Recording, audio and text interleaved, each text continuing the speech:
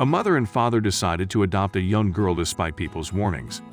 Even after being told the truth behind her identity, this couple insisted. Now, they've made the national news for the decision everyone told them was a mistake to make.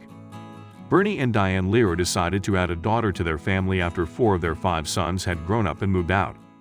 Since the couple enjoyed having children around, they decided to open their home to a child less fortunate, so they attended an adoption event. That's where their lives would be forever changed because of one decision they made based on a single photograph. While attending the event, Diane spotted a black and white photo of a little girl who was unable to attend.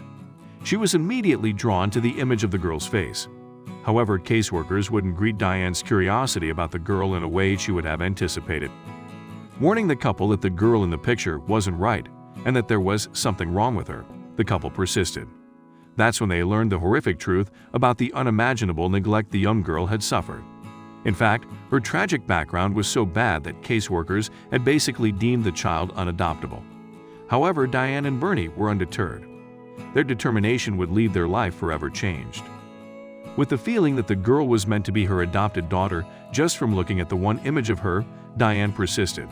She and Bernie began to learn more about the girl's upbringing and story as caseworkers continued to encourage them to explore other options, but the couple couldn't shake the connection they felt towards the girl. They soon learned that the child's name was Danielle, and she had been found living in squalor in a Florida home. Her environment was so bad that, at the age of 6, Danielle was basically a feral child. Reportedly, Danielle had never left the decrepit home that was filthy and infested with bugs. She was unable to talk and couldn't even eat solid food. Danielle's case was so bad that the officer who found her said it was the worst he's ever seen. "I've been in law enforcement for 27 years now, and this is by far, bar none, the worst case of child neglect I've ever come across in my career," recalled Detective Mark Halst.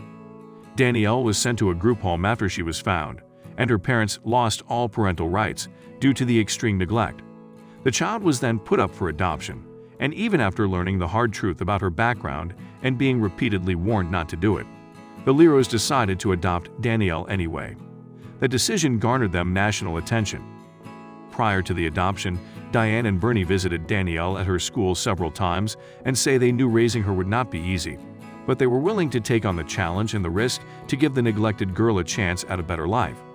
And thank God that they did, because Danielle has already gone way beyond any of the expectations that any of the specialists had for her at the time that she was found, as Diane explained.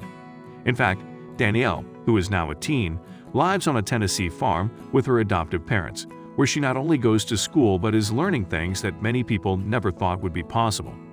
She's even communicating, although mostly through nonverbal means.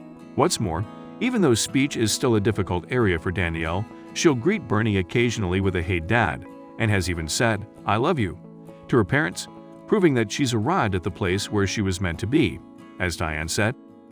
With great persistence and love from Bernie and Diane, Danielle made progress when professionals thought she never would or could. Because 2 people refused to give up on her or shy away from the challenge that raising such a traumatized child would present. That once feral child is now living a life that many thought was simply impossible.